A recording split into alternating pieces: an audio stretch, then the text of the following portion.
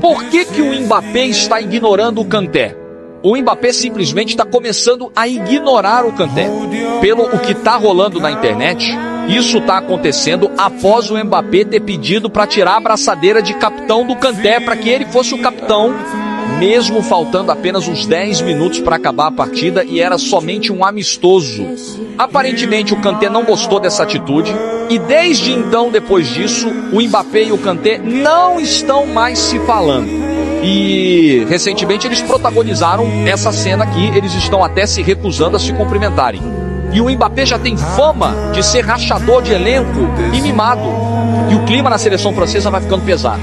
Toda essa confusão acontecendo, faltando apenas uma semana para a estreia da França na Copa do Mundo.